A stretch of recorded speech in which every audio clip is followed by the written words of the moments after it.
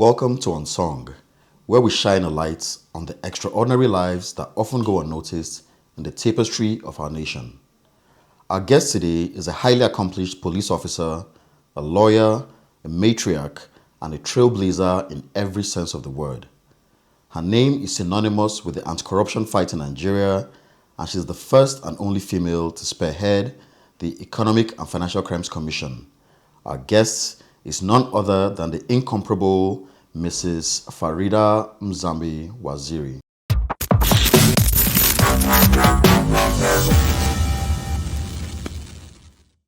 Welcome to the show, ma'am. Thank you so much. So since retirement from the public space, a lot of us have not seen you in the public. So we're truly honored that you take time to speak with us. We appreciate your time. Thank you, Teve. Teve Malu is like a son. I don't give interviews. It's like a son to me. He's a good man. The father was patriotic. Late Malu, when he so rest in peace. That's why I'm granted this interview, because ordinarily, you don't want to be misquoted, underquoted, overquoted, and then you put yourself in bad light among your enemies and other people who want to find faults with you. So thank you so much for coming for this interview. For your time, man. Yeah. So in 2019, you released your book, One Step Ahead, which is an extraordinary book. In fact, since I picked up the book, I wasn't able to drop it from the first page down to the very last page. It's full of information. It's full of so many things for anybody who's interested in the story of Nigeria. I think you play a very critical part of Nigeria that hasn't been told well enough. So today we'll be jumping right into the book. We'll do a bit of a book review and just have a conversation with you about some of the things you mentioned in the book. So jumping right straight into it, from your accounts, you grew up in Boko. You spent your formative years as a young girl in Boko in Benue State.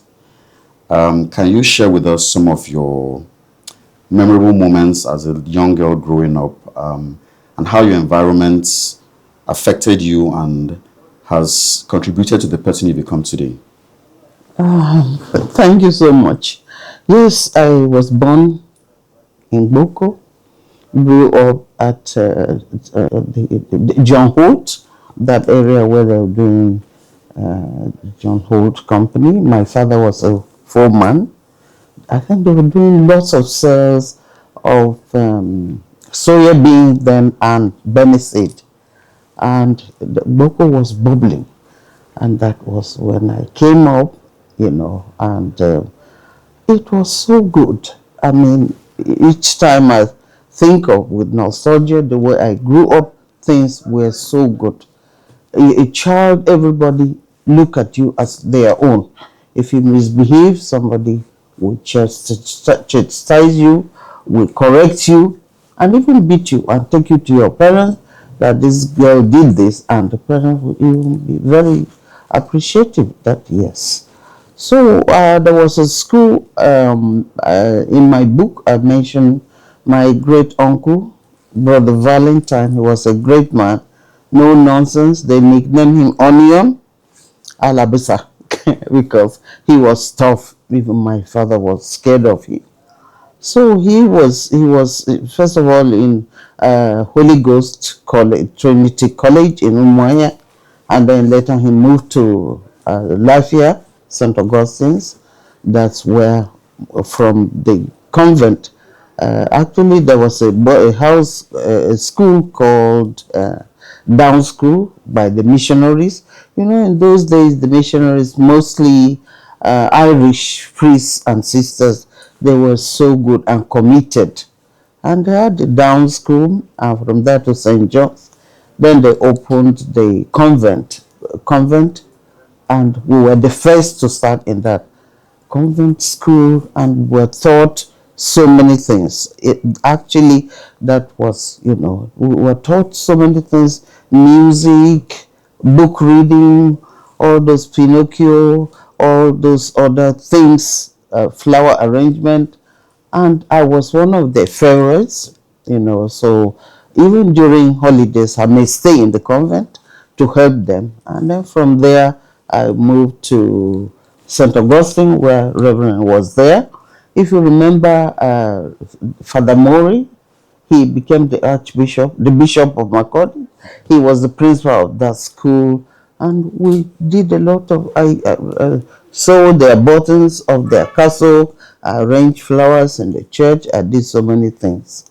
So that was my upbringing from that area of the priesthood with that my uncle and the others, and it was very, very good. And we can't sleep without even prayers. We take, then there was tilly lamp to mother villages, and then you just can't wear anything. You have to wear something high neck, halter neck. You have to tie your head, and then you have to put your hand like, a cross like this, and you're going to mother villages. We did that.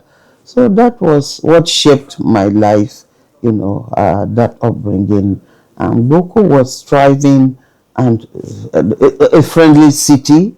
And, I never forgot, even when I left Boko, I always go back there. Then my parents were there, and I always find time to go there. Even today, it's not the same anymore. I've lost both my parents, but there's no place like home. I still go back there now and again. Yeah. Okay.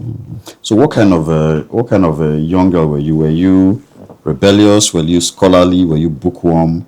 What did the environment make of you? Well, I was just a good girl. But a little bit troublesome. I used to look for small trouble. And, for instance, in the convent, lights out. And then when the lights are out, or what they call siesta, in the afternoon, you have to sleep. And when I go home, my parents will say, "These reverend sisters, what do they mean? It's not yet night, and then they want you to just close your eyes and sleep." But we got used to siesta. It was very, very refreshing. And so I was quiet and reserved, but I also like to look for a little trouble here and there. For instance, we had outings on weekends, and somebody said, and then you go to Holy Communion, and then you go to confessions, and then the girls that come in late, they will say, okay, if you take a candle and light it near them, they will confess where they actually want to. And I was the ringleader of that. And then one day, we took the candle, I took it to that particular girl. She brought lots of stuff in the convent, and then she didn't say anything. So I took it closer, and the water fell on, and she screamed, and everybody screamed, and the sisters came in and said, who? They said, that was the one. I was suspended just for 2 days for doing that, and I went home, and my parents were happy. They said, what did you do? I said, this. So they just said, so when I came back, the sisters, they said, did your father beat you? I said, yes. Then they said, oh no, how many lashes? Then I said, all over the body. And he said, oh no, so they just beat you like a savage. I said, yes, So those are the things that, but it was togetherness, different girls, different, and then our mothers would smuggle food through the forest, was a forest, and then we would eat, and then, it was very good. I mean, and then the upbringing through the Catholic Church was very, very, very, you just feel as if God is watching you, watching through your heart, what you're doing and all that, So it was a good thing that, and books, they gave us books. For instance, I started reading books on law like Permesin, the lawyer from California, and even it prompted me, made me think I wanted to be a lawyer because he never lost any case. And even when I left, I got a book, Learning the Law by Lord Jennings, Master of the Rolls, and that started me. Before then, I was interested in medicine. Once I see the doctors with white starch uniforms, and the stethoscope, it was so impressive to me. And then one day, there was a clinic on the way in Boko there, and there was a riot, and they brought in dead bodies. And when I was coming back, there was one body that was big, swollen big like an elephant with green flies. So I stopped. I said, what is this? They say it's a body. I say, body? Then with my friends, say, why won't they bury? They said, no, the doctor has to do autopsy. I said, what do they mean by that? They said, they have to go and cut the body and see what. I said, so that's what doctors do? I said, me, I'm not going to be a doctor to cut bodies like that, So that's why my mind shifted from there into law, And, I didn't quite finish. I went to university, but I made up my mind because I was like kind of tricked to joining the police, but I don't have any regrets. If I'm to born again into this world, still want to be a policewoman. You know what? Because without being a police officer, you will never ever know human beings. That made me to see human beings. I saw the good, the bad, and the ugly. Even science cannot tell you what human beings are or what they can do at any particular time. So I still insisted, persevered, went back to law. I did my law in Lagos State and was called to the bar, and I did my master's at LASU also. And, so I felt quite satisfied that I didn't miss anything joining the police. Yeah. Okay, so you mentioned that you didn't want to be, you were tricked into joining the police. You mentioned that in your book.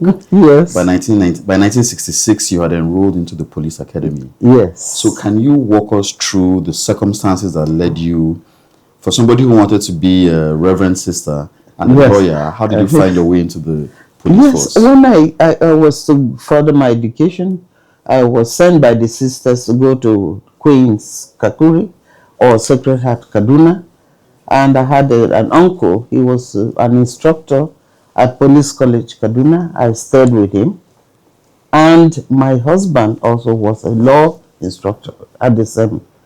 And I think it was a kind of conspiracy between the two of them, because my uncle now said, why can't you go? You're waiting to go to school. Why? And you're just sleeping at home. Why? They're recruiting the police. Why can't you go and write aptitude test? Maybe, Then I said, I don't want to join the police. He said, okay, but you can just try. I went, and then I passed. And then now he now said height. I went for the height. I was high. I was okay. And then he now said, you passed. They want you to go for interview. And I said, I told you I don't want to join the police.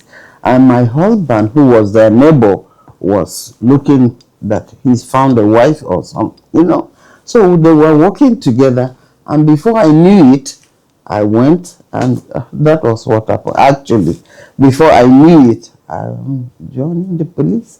First women in the north, I made efforts to leave many a times, but the man would take your leg and hit on the leg, on the ground, and say, look, government has bought this your leg, And my legs swollen and everything, but they come back, cajole me to stay.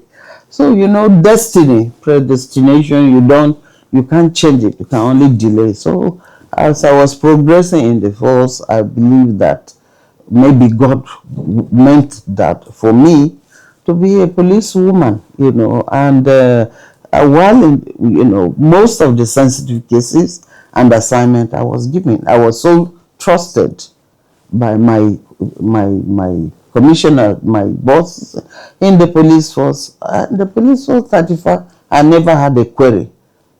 Once in my life, I believe what is worth doing at all is worth doing well, and obey before complain. So I was a very dutiful police, And, when we passed out, I got the best notebook amongst recruits, and then we were selected for special branch. The special branch then was very, very a sensitive department. the one they call private eye, and then we went there to be trained. You know, in those days, you have to be very, very patriotic. So they train you about being sabotage, espionage, was spying. At that time, espionage was key because of Soviet Union and all those things, and the Cold Wars. So we were highly, highly, highly trained, and we were made to feel very important among the police force, and the police force members were looking at us as if we were spying on them, and we were, you know, so it was very nice. We started the NSO SSS, Okay. and so by the time they said we should go to NSO, become National Security Organization, we went. And but you know, in the special branch, you know, when you go out on inquiry and they ask you, what are you? You say, I'm a member of the Nigeria Police. They will say, what is it? It was called E department. Then you say, E department. They say, what's E department? Whatever comes to your mind, equation department, education department, equality, whatever. So the cover story was perfect for you to meander in the society and get your information, you know. So, but going to at 15 hour, we got offices, we got things were good, and you know, but we had one or two setbacks. For instance, there was a time I was rough handled by the military at Tafawa Balewa Square, and I told them I was a police officer, and they called the police.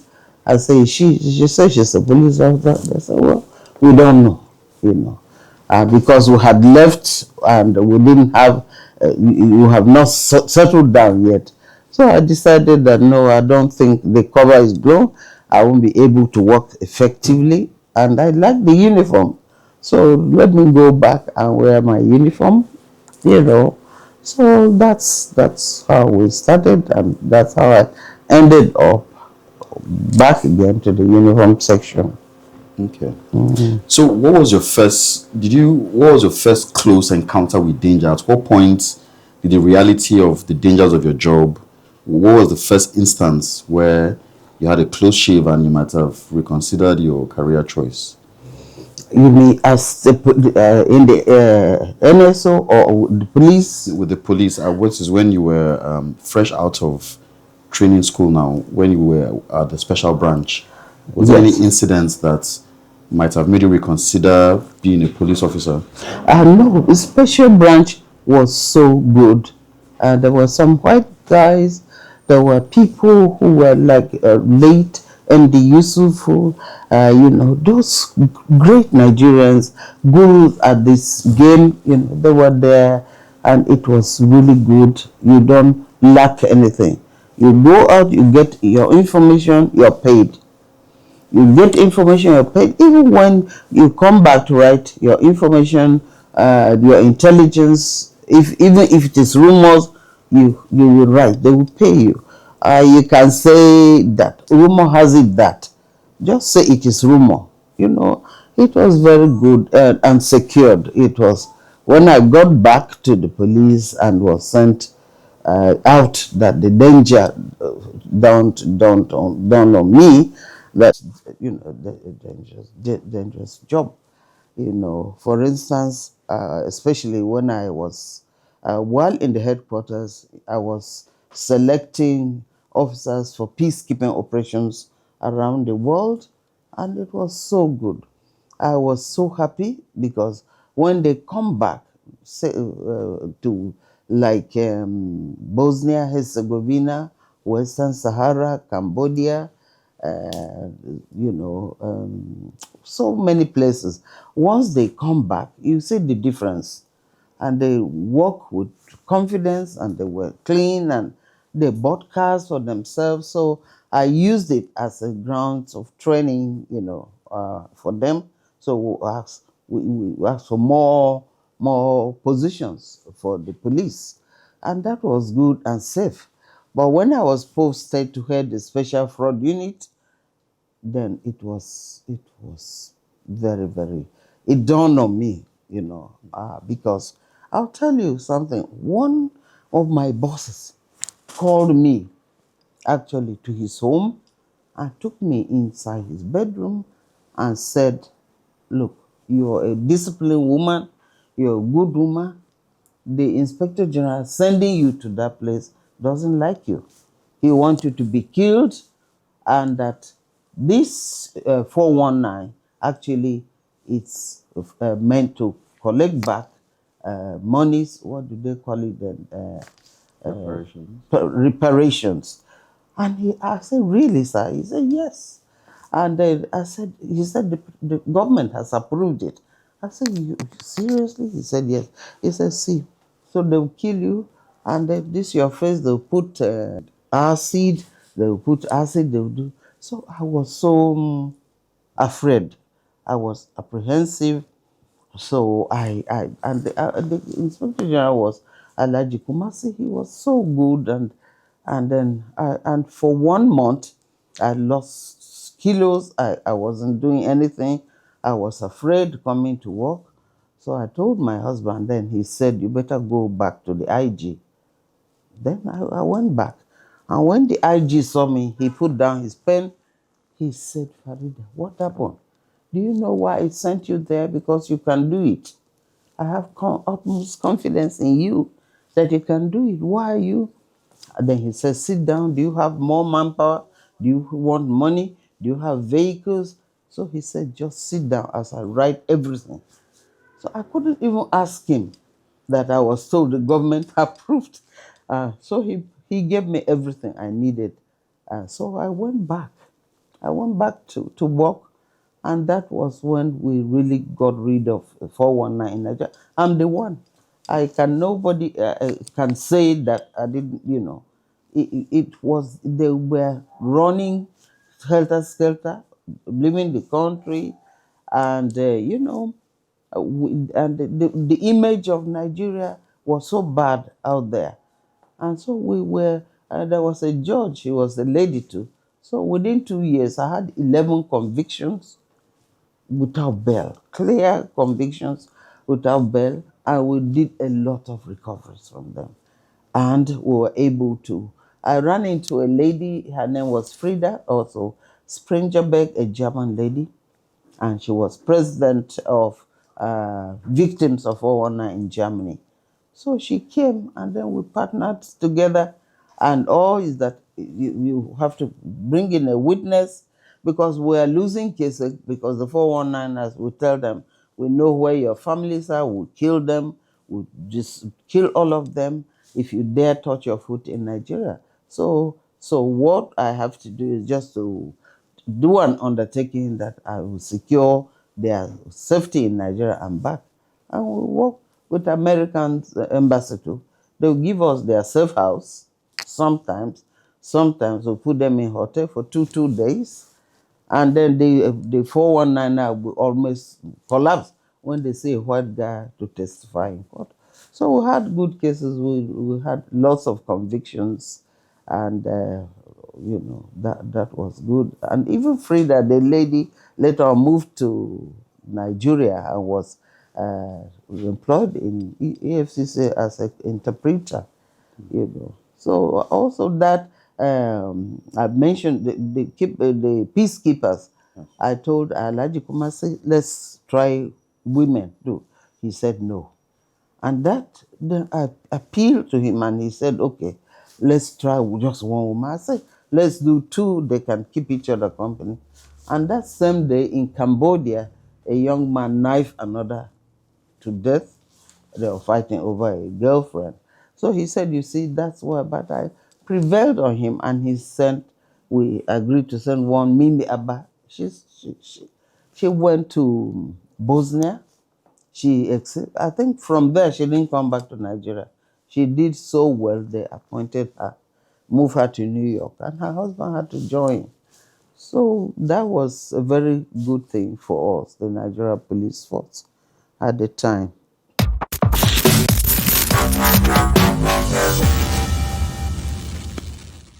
So So that was in 1994 when you were sent to the first CID. Yes. You mentioned in your book that you met some very undesirable Yes. characters. Yes. Can you share That one or that two? like the first CID, I was first of all sent as assistant commissioner, in charge of administration for CID.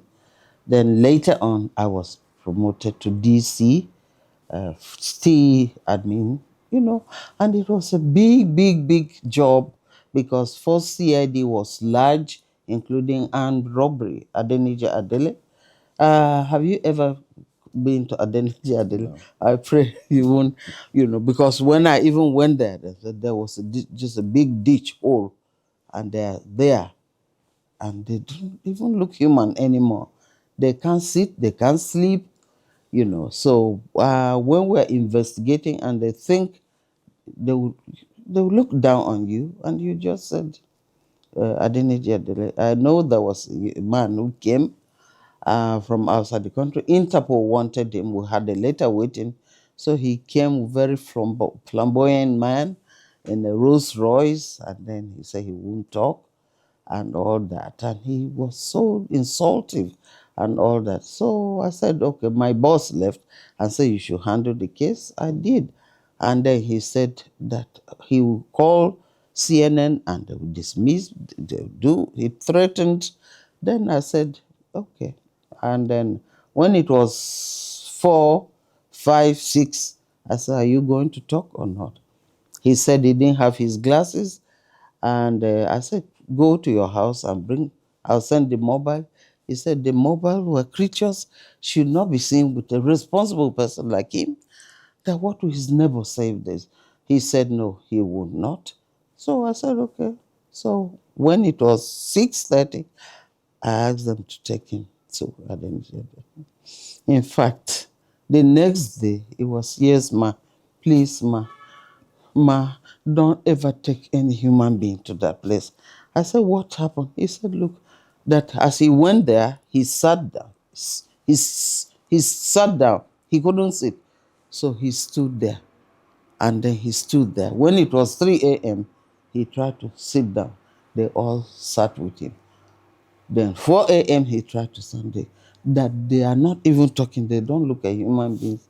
And then he said he will write his will, and then they will cooperate like that. So we use a lot of, that place to get results, And then also there were some, that there was a man.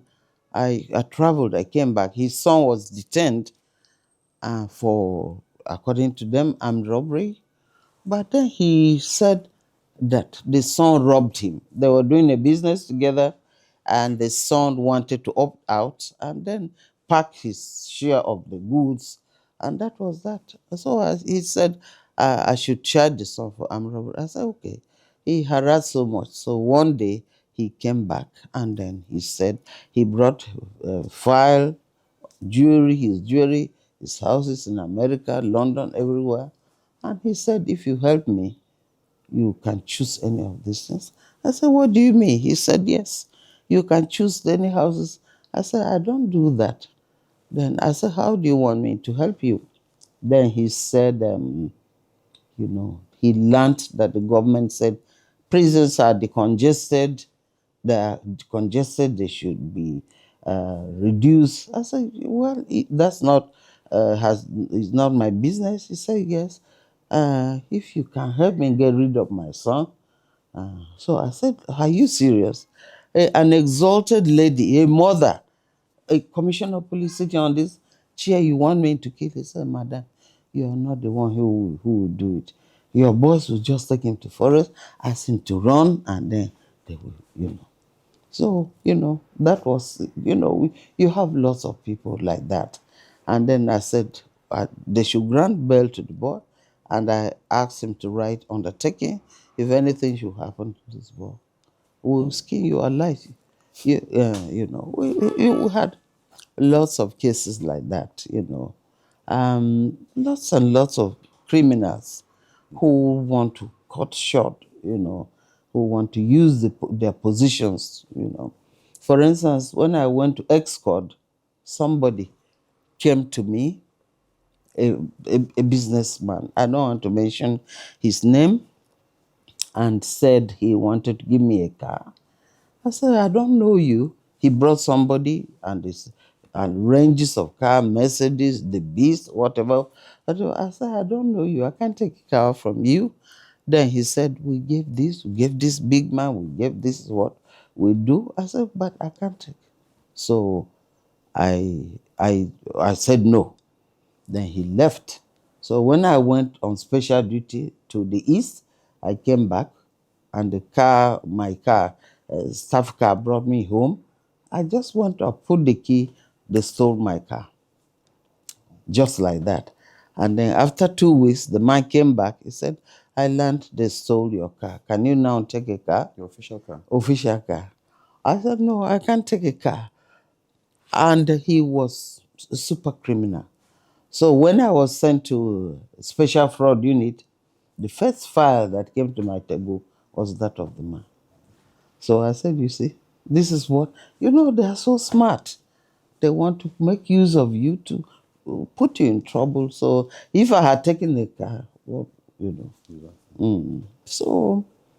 Okay, so moving on to 1995, while you were still at the 4CID. Yes. In your book, you mention how you came in encounter with coup plotters, in particular, a former president, General Olusegun Obasanjo. Okay. I imagine that it must have been a very difficult time because coup in Nigeria is nothing to play with. Can you share what it was like what a regular day at the office was, having an ex-president in your custody for planning a coup? Yeah, that was the allegation. But I'm not going to talk too much about it because I wrote a book and somebody countered me, called me, one of the person who really made the allegations against Obasanjo, called me from New York that I was trying to favor Obasanjo. I said, no, I don't even know Obasanjo one-on-one. I just wrote what I thought I knew. So he said he's going to write his own book. So I'm told that his book will soon be launched to counter, what I said. But I came to that conclusion because Obasanjo, uh, defended himself very well. I have never seen such a thing in my life. From morning till night, he's talking about himself, defending himself without even looking to any other piece of paper, and asks how the person came to tell him about the coup, because he was in his house in Otta, and you have to book, you get appointment. How did that person get appointment? And you write. And then at that particular time too, he was renovating his house, so was seeing people he was renovating his office and was seeing people in his house. And then he asked, so he defended. I was not the one who were keen, to watch and listen till the end of the night. And it's from what he said that I personally, as a police officer, lawyer, concluded that maybe to give him benefit of the doubt, maybe they just, And I came to also that conclusion because there was a case of Yaradua. The person who said he told him about the coup first said he met him in Hilton. Later on, he said no. He met him in his house at Ikoyi. And we said, if they take you to the house, will you be able to? We took him to the house many, many times. He passed the house. And the house was so small. Then we took him to the house. Where were you sitting? And he said, no, there were many, like 100 people. You don't do coup with 100 people. And that he was standing at the window. I said, you said you had lunch. Now, And then there were so many stories, intriguing stories, that one SSS guy wrote the story for this man and asked him to write about Diaradua. And he wrote what the SS guy wrote to him in a book, and gave him the book that go and tear it, burn it. But he didn't. He put it in the roof of his house. And we got the book. And that there and then, it was so frightful that you're talking with officers, then the next day you hear the chain coming, and you duck. And then it's the person you were talking with that is now chained. They had many people that were involved like that. So that one, they now chained and tried him for false information. But Yaradua was not spared, you know. He still was not spared. Okay, so we fast forward to 2000, where you retired from the police after 35 years of meritorious service. You had excelled in all your appointments, in all your assignments. How were you able to navigate your way through this mostly male-dominated career and excel at it? Yeah, it's easy. And I just realized that the men respect you if you know what you're doing. If you come there and begin to show that femininity and all that. Because, for instance, when I was sent to War College, we were 51. I was the only one. And the men were so good, so good. We traveled to China, and they would ask me, choose your room first. We'll go to the hotel, choose your room first. We went to Umuahia. They were so good. And when we were going to Umuahia, for instance, I surprised them. I got cooks to cook, and they would cook throughout the night. Chilled drinks. So when we were going by road, they now said they were hungry, and they stopped at a shoddy place like this. Then I said, no, go and find a place. And then they said, but there's no food there. And they were shocked when I started serving them food and their drinks. So they respected me so much. When they helped me, when I was sent to the War College, I said, I hate war. So. But when I went, it was just more than that. Like when they gave us assignment, they would help me. They gave us assignment about 4 principles of war. And then I went to the library. I got books. I got Ho Chi Minh. I got all sorts of books. And I was searching. So Friday, I searched for elements of war. Saturday, so a colonel just came. I said, I've not done my assignment. He said, elements. He brought a little booklet. So, and then he brought a film. I'm sure you watch Harbor, Pearl Harbor. Pearl Harbor. Yes. That is element of surprise. Example. You see how they made mincemeat of the Americans because they went to sleep, and so I chose element of surprise and wrote my book, my thesis very, very, very, very well. And the respect when we passed out, when they called my name, the wives wanted to carry me. They were clapping. My boss, Kumasi, said, what happened? What is the meaning of that? I said, sir, you won't understand. you know. So that's how it is. And the military, they are so trained. They are so, they know so much, especially current affairs. They're very helpful. So I then realized that, when you are working with men, you have to be one step ahead. Otherwise, they'll just look down on you. So it was so good. They go to pick food, they want to pick my food for me, or they push me into the front. And then when we went to China, some of them will come, and I didn't even shop. They said, my wife, can you go pick something for my wife? Can you go? They were so good. And then we went to Mozambique, that is Africa.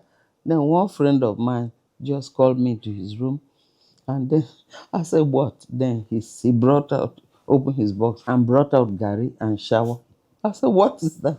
He said, you have to save your dollars.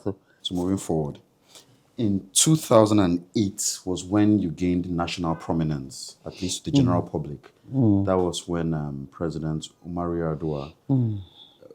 Musa Yar'Adua handpicked you to spearhead the Economic and Financial Crimes Commission.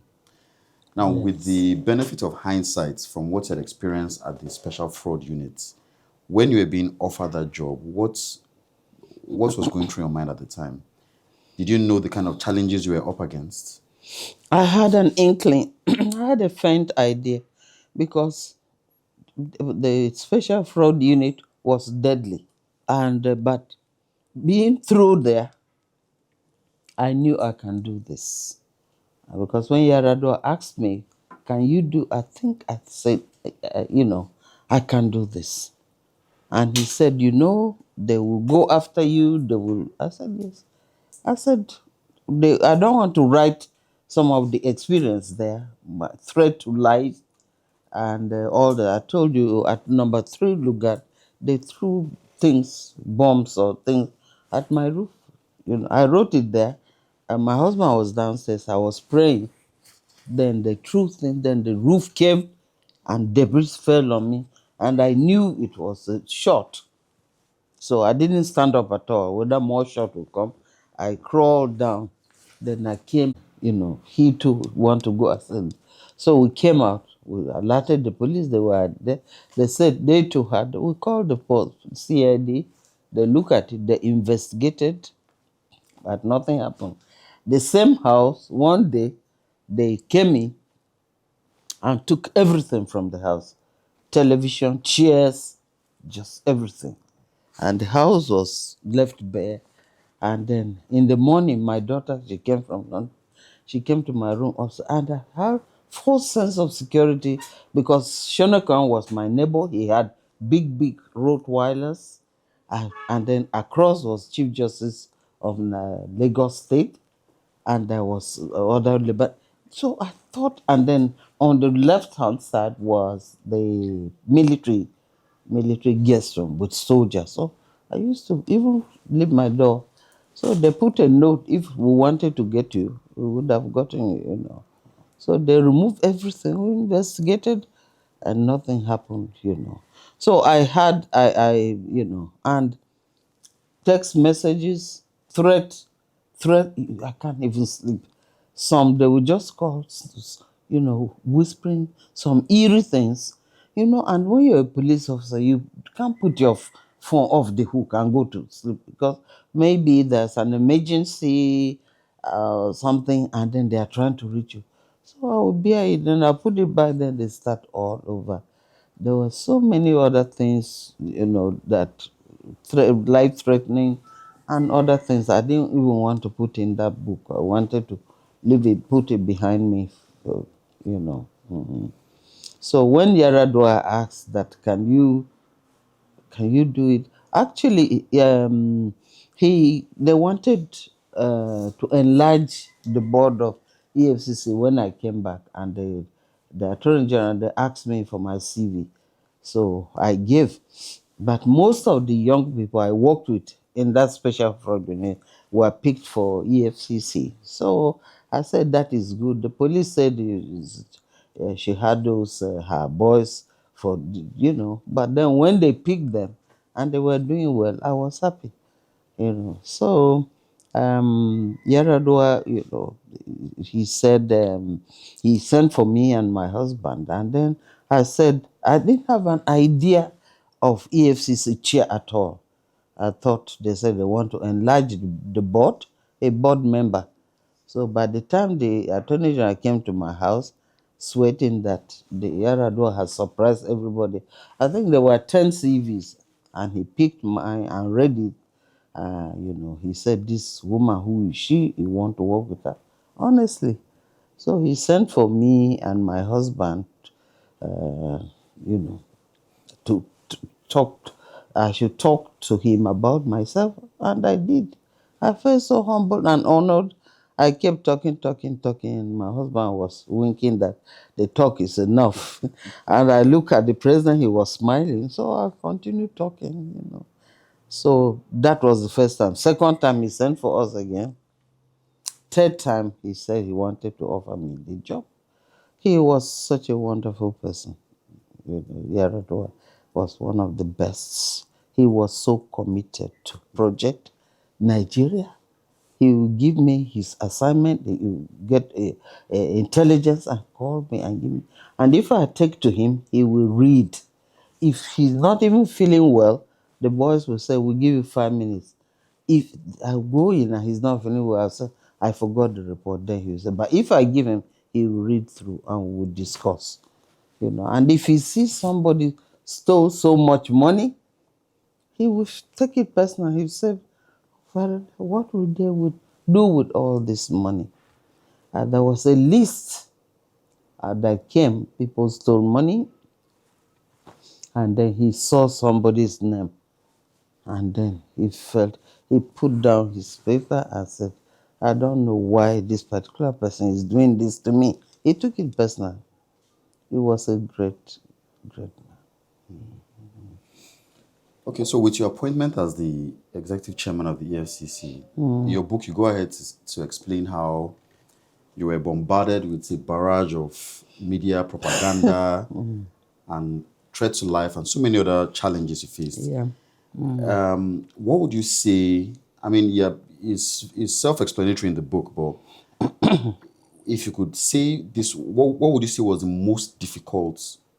What was the biggest challenge in your office as the EFC chairman? The biggest challenge was the interference. It was too much. But the first most biggest challenge was, the stereotype. When they knew a woman was coming, there are lots of them that they don't want to work with a woman whatsoever. So, and then when the woman was me, the antenna was raised because my antecedent is known. I don't suffer fools blindly, and I will do my job, and I'm not a coward, and I have the experience and the capacity to do it and the training. So they went all out to stop me from getting the confirmation. So that was the hardest time in my life. They cooked stories. They wrote so many things. It was shocking to me. That is why I came out to say there must be another Farida. Was it? It can't be me. The things they were writing. But they investigated me so well. When my father died, I was in Lagos expecting a baby. And when we went home, my brothers had not shown. So I was the only one. So the village heads came and took the body by force. But my father had said, "Bury me in Boko." My children were born there. I buried some in Boko, but they refused. So we didn't even go to the village where he was buried. It was during the EFCC that I saw my father's grave for the first time. They went to the village, Thief community village, and you know, they investigated everything about me. And then people, the corrupt, I would say it's the corrupt, went all out to cook stories about me. And then they said, okay, I'm a woman. They will make it impossible for me. They gave me 3 months. I would chicken out. So they started writing. Every day as I'm going to work, I'll stop at the station. That's a magazine about me, Anointed by Crooks. That was the first publication, Anointed by Crooks. There were so many write-ups here and internationally. When they knew I did 1 year, I did 2 years, I clapped for myself that, wow, so I can do this. So they went international. They went. And there was this Sahara reporters show. I saw him say he wanted to be president of Nigeria. Those were some of the people they were using. And for instance, the house I entered, number 10, it was there that I acquired it by criminality. Then they got a car and said somebody, they put the car on. And then even that car, later on, one governor said that car and the chassis number belonged to his fleet of cars. And he came and said, should he made pronouncement? I said, yes. He wrote one line and it was stuck in the newspaper, you see. So they did so much damage. They did a lot. It's gradually, to demonize me. Gradually, people are beginning to know that this woman is an innocent person. She's not as bad as this. And there was one mad looting, and that I was stealing everything from years. I didn't sell any asset. I didn't do auction. I didn't do anything. I was so It got to a stage where some friends of mine, some American, and said, "Look, they're trying to, rubbish you over there." And so the story was that they trained some detectives, and I pushed them out, and I brought some mediocres to be stealing money for me. But I did it. It was the mobile policemen who were for guard duties, that they were there since inception. They didn't go to training at Goza to be fit, so I sent them and brought new ones. But they told the Americans that they use their dollar, and that this Farida is. So the ambassador now said I should come over quietly and address Council of Foreign Relations. So I did. I went, and the ambassador was with me throughout the day, because I wrote a speech that was so much. He said, "No, these people are rich and elderly. If you go talking, some of them will sleep or they walk out." So we sat down, pruned down everything. It was successful. So I went and I did. Then the next day, I went to another forum, and then the Shore himself with others carried placard himself. Farida Ole Yaradol. I was shocked. I've never met him in my life. So when they pay you, you must destroy somebody's reputation for peanuts or what, So, and then we were still talking when the lady said, "We have visitors." And then she said, "We have almost finished." Then they brought the car at the back of the building. Do you know when the car was to go out, he stopped. He had a placard, very stiff carton, like that he was writing on. He opened, he wanted to. If he had touched my face, I would have had a sharp cut. Was trying to, for nothing. You know, so they did so many things. They did, so many things. For the writings, oh my God. And some other people that didn't want me to go there. Once I reached there, I saw their hand. I saw why they didn't want me. There was somebody who wanted. I had a case, and the person called me that they wanted to help me with that case. It's a lawyer to do it pro bono. I said okay. I was happy because he's one of those who didn't want me to go there at all. So I said, "Come and take the brief." He did. The government canceled that case. The case won't go on. But he wrote to me wanting 50 million. And I said, "No, so many, so many, so many things, because the country, the people, the corruption is too much. Corruption has taken us where we are today. People are too corrupt. People who adore money, sleep with money, wake up with money, nothing else matter. It's money, it's position forever. That is how we are, where.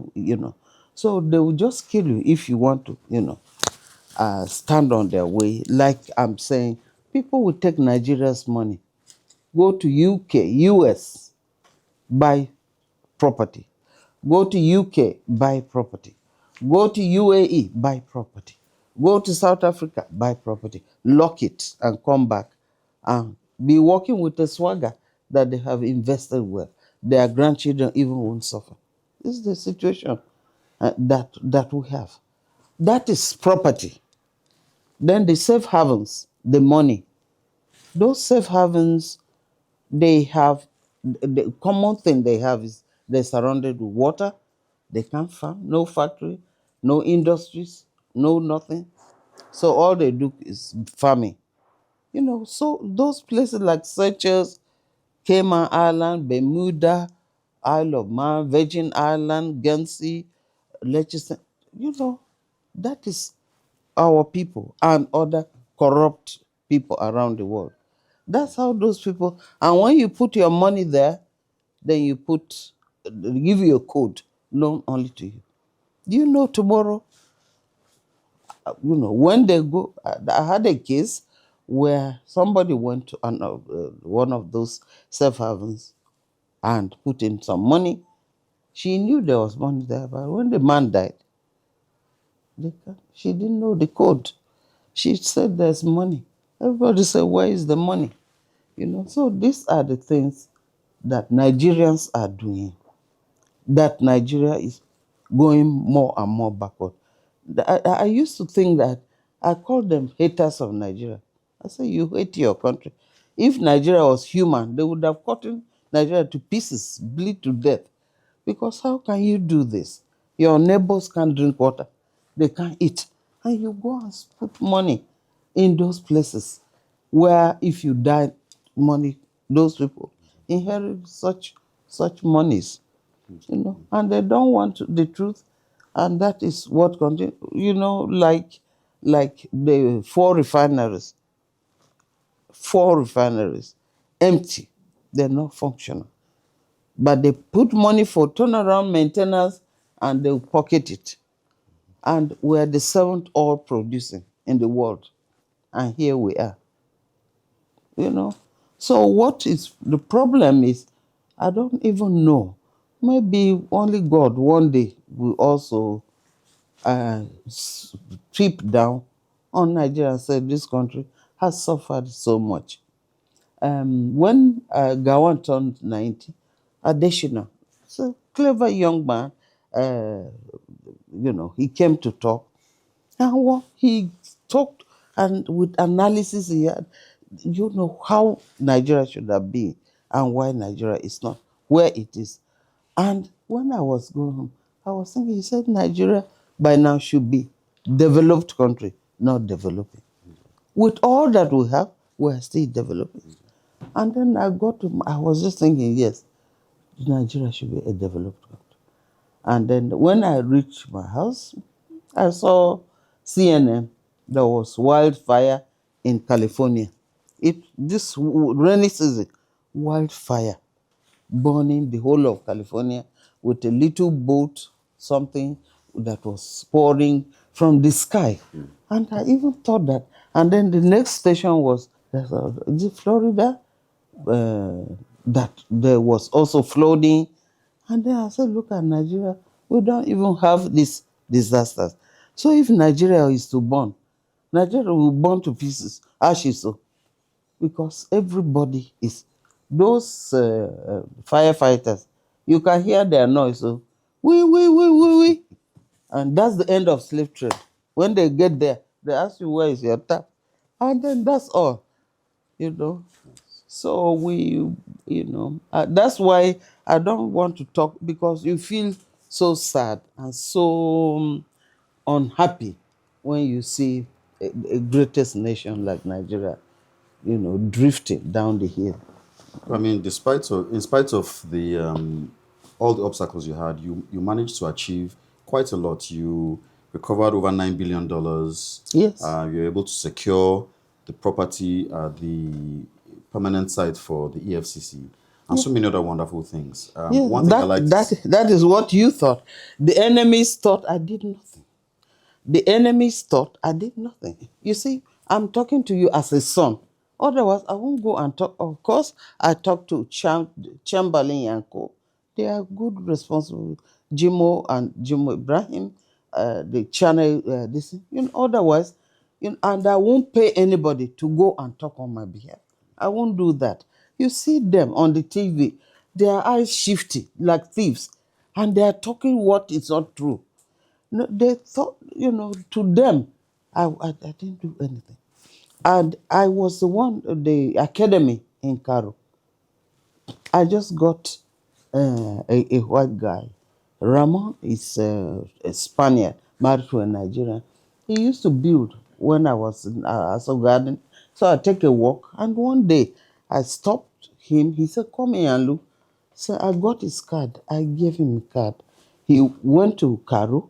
He did executive classrooms, executive dormitories, and many, many other, things that he did to make. I used to bring in FBI. When they come, they will eat mama, and they loved it here. They loved it here. So when I used to travel, I went to Interpol a lot. Interpol in Lyon, it was also very good. And then when you get to Interpol, you can even eat your food, the few amount, and you can do a doggy bag, take home. So then when I went to Met Police, my friends who retired from Met Police are still there, and New Scotland Yard. I was surprised. They took me around everywhere. They have everything. Once you enter there to work, you don't have to. If it's clinic, you go. If you want to go shooting range, it's there. If it's exercise, it's there. Whatever. And then when they took me around, the food is like 5-star hotel. Then the thing was in my mind. And then when I came there, I didn't even talk about it. Then I went to the minister. Minister now is the governor of Bauchi. He's a good man. So he now, I said, I explained to him. He didn't hesitate. He gave me 7.5 hectares in that. Yes, so I made photocopy. So I went, I now told Mr. President, sir, let's do history. What? He said, well, let's build like. Then he said, we don't have land. I gave him the photocopy. He said, Farida, we don't have money. I said, sir, money will come. I cajoled him. I continue. By the time he approved, I said, sir, only JB, Julius Berger, will build it. Some of them petitioned that I was eating money with Julius Berger. But that man left. They did, Mr. Wood. He told me that, Farida, this is the first time in my life I worked in Nigeria. Nobody has asked me a court for A, court for B, court for. Honestly, you know. So that is, But people who don't like you, if you like cut your hand and write with blood, they will still find fault. I see them on the TV, or some of them, they paid them to come and they said she didn't do anything. The record is there.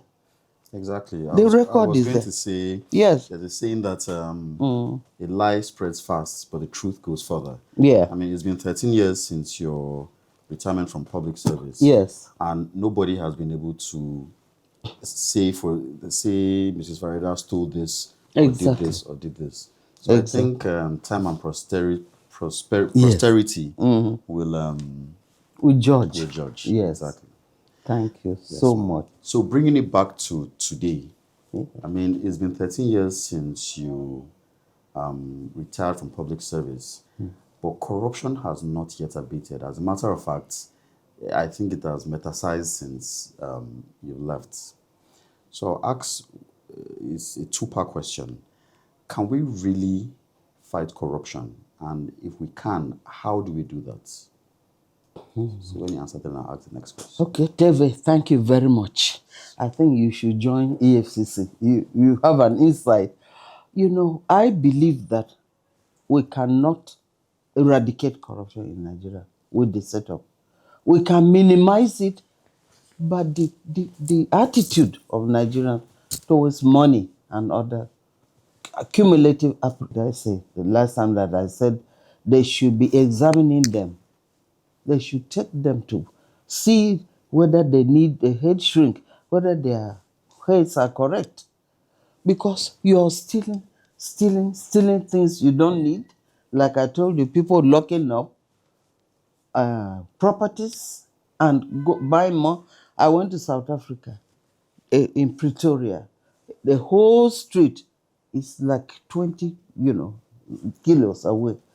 The properties are humongous. Big properties left by South African farmers. You need to see them. And they are all owned by Nigerians.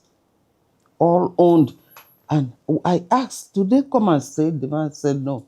When they come, they stay in 5-star hotels. But they are there. They can't even heat it. They can't clean it. They look like cathedral to me. that I said, if you give me 1 billion, I won't be able to sleep quietly in this. It's massive. They have their own plant, orchards, where they grow their food, they have everything, you know. And so this kind of stealing has no sense to me. That's why I say, if you want to give somebody, we call them PEPs, politically exposed persons. It is not the woman in the marketplace selling gari, the driver, mechanic, the cook, steward, the gardener that is stealing Nigeria's money. It is the PEPs, politically exposed persons. And you know that politically exposed persons, fake financial action task force uh, created it to safeguard corruption, because those people are people that with one stroke of the pen they can see billions in a day. Those are the politically exposed persons that, you know. So I feel that to even take them to jail and say it won't work. I think that if we should study the country Singapore, is the best, is the cleanest country in the world, followed by some other countries like Scandinavian countries are clean. That come down here, people are even scared to come and do business here, because you don't know who is who and what he wants or what, you know. So I feel we should do what that president did. Before then, Singapore was corrupt, that he came and did everything.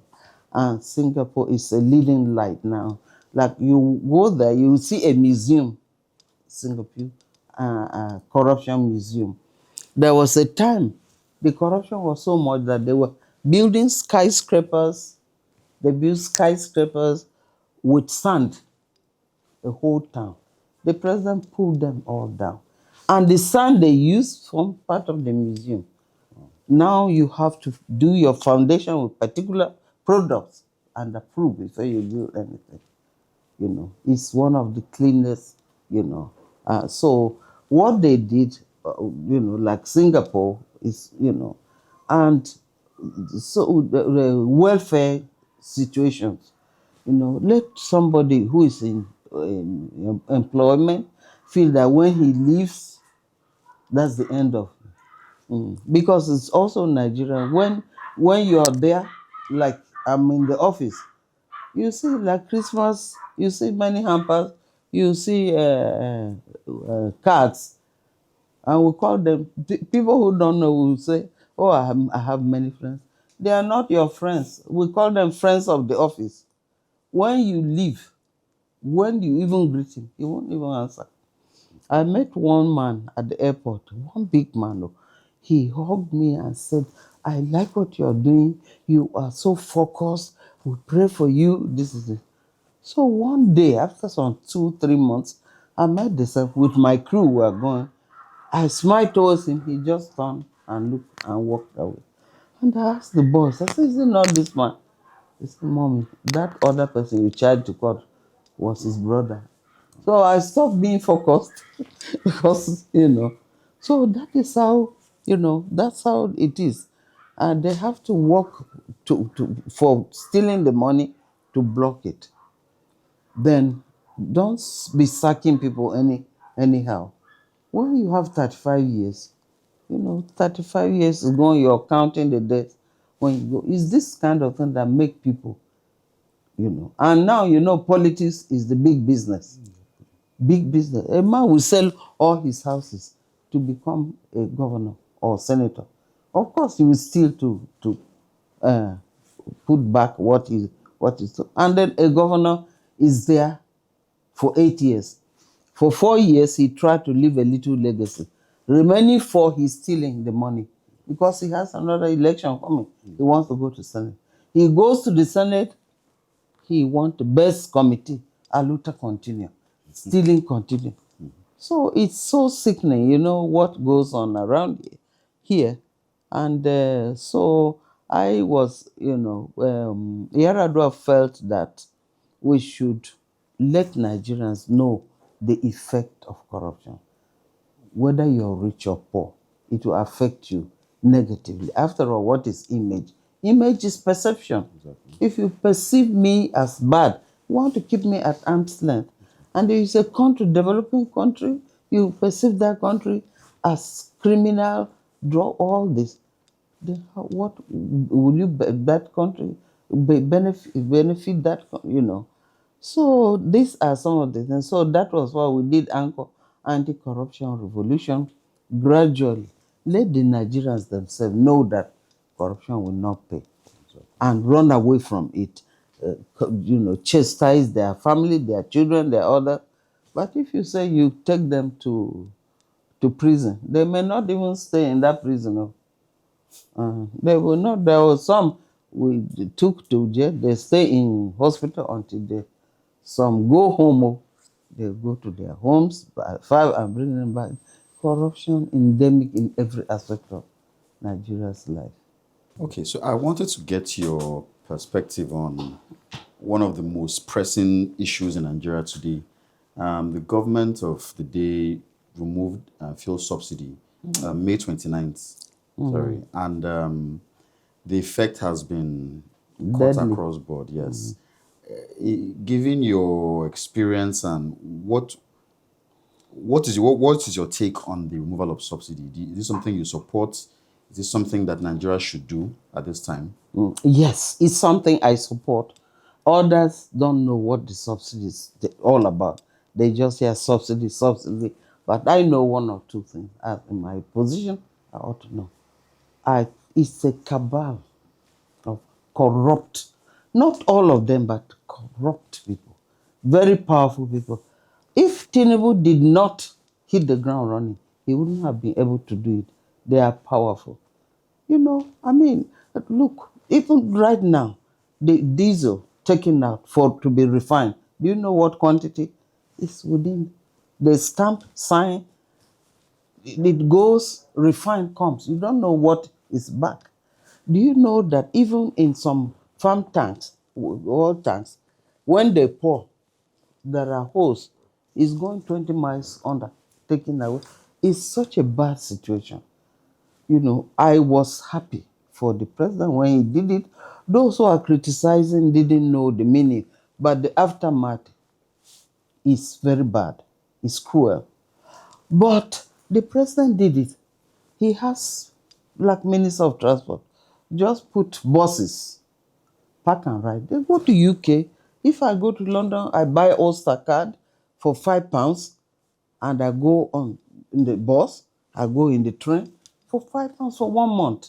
Why can't they do the same thing here? And the money given to the governors, the president should also say the governors too should put transportation. Transportation is what you need, and food. Exactly. So it's not the subsidy. It is the aftermath which can be tackled. It's not out of, as I said, buses. When I went to EFCC, I closed from Formala Street. Then I saw lots of people on the road. I was passing. Then I thought there was a riot or something. I said, reverse back. They reversed back. I said, who are those people? They said, Mommy, they are your staff. I said, come on, my staff. They said, they are EFCC. Then I asked, they are waiting for public transport to go. So I went back. The next day, I went to the president and I asked for money. That's how I bought the buses. The buses are still there. Gwagwalada, Gwarimpa, Nyanya, all the outskirts. We put good buses. And they have never forgotten me about those buses. They called me Madam Alert. Then I saw one man, and then he is wearing slippers. And then I said, you can't come. So I introduced uniform. Legal department, money for their legal. Civilians too are entitled to. So everybody should come in suit. That was a hilarious day for me. I don't know where some got their suits. Like drivers, they were very happy. I said suit and slippers won't go. So they bought their shoes and they were in 3 piece. Some bought from bend down too, but they look nice. And I'm paying them. and paying them a lot. And I also introduced, there was a sergeant who went on a special to give evidence somewhere. He was coming back. Evidence overwhelming. They stayed around the bush fire that he said they killed him. Then during the bombing here at this thing, one of the officers also died. So I introduced insurance. You know, somebody's killed during the job. So we issue money immediately. I also introduced their housing. I did. These are some of the things.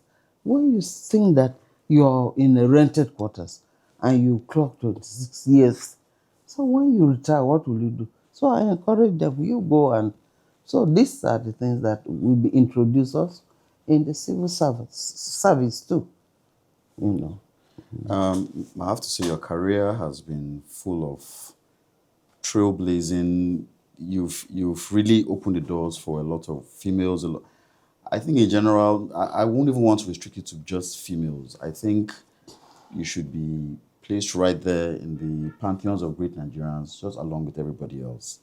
And you should be very proud of yourself for the things you've done from your time in the police training college when you graduated as the best graduating police officer, to your time in the police, to your time in the EFCC. I think you should be very proud of yourself because you've done your family proud and you've done the country very proud. Thank you. On the final note. Thank you so much. I am proud of myself. You can see for yourself that, I don't, because I don't have skeletons. You understand? Yes. It's when you have skeletons overflowing that, they could check where I live now. My husband, plot 2000 was me and my husband. He was also a great man, Senator Adamu Ajiji Waziri. He was chairman of Ashaka Cement. And that time we were going to London, the company was Blue Circles of England. With and we go, and they send him with Rolls Royce, we'll go. Yes, and he won the award for the Blue Circle in is it Liberia or something? He went and collected the award. And after that, he came, and he's a lawyer too. He was, had his chambers in 36A Tafawa Balewa Square. He was doing well. Then he moved his, This is my own law firm. In the next office there, his books are there. That's, and then we ended up also going to Turkey as the ambassador. And all this, it was good for me. And, I am not, scared because I did not do anything that, So I'm proud of myself. I hold myself high, my head high, chin up. And all those people who want, what did she do? She didn't do, it's like cutting your nose to stop your face. Exactly. Because they can check. The records are there. Exactly. Yes. And that's why we're here, to give honor to whom honor is due. Yes. Yeah, so on a final note, with the benefit of hindsight and experience, if by chance you could go back in time, what message would you have for a 16-year-old Mzamber growing up in Boko, or any other young 15, 16-year-old girl for that matter, that might have big dreams ahead of them? What kind of advice would you have for them? I think perseverance. What will be, will be. What you want to achieve, hard work does not kill. So, as I told the story of, I was dying to be a lawyer, but I didn't. But in the end, I did. And it became an obsession for me to read. When I even retired, I took my money and paid Stanford University. I couldn't go to Harvard, but Stanford had lecturers from Harvard, California, and I went back to that university. And I came back.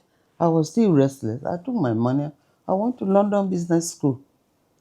And all the time we're going to Cambridge. They had Jesus College. They had seminars. I remember Professor Farida, Georges, we all go. When the university is on research, And then when we go, some people even stay in the university campus. They stay there. Some of us who feel like you prefer to stay in the hotel, stay in the hotel. You know, so what you want to do, you can do it. You can achieve it. It's just hard work and determination. Yes. I wish you could spend more time here Yes. just listening to your stories, but of course, all good things come to an end. Yes. So I'd like to thank you very much for your time again. We wish you all the best in your future endeavors, and we really appreciate your time. Thank you very much. Thank you so much. Thank you. So on that note, the book is called One Step Ahead. If you haven't already gotten it, I'll leave a link in the description below. Go ahead and read it, and we'll see you in the next video.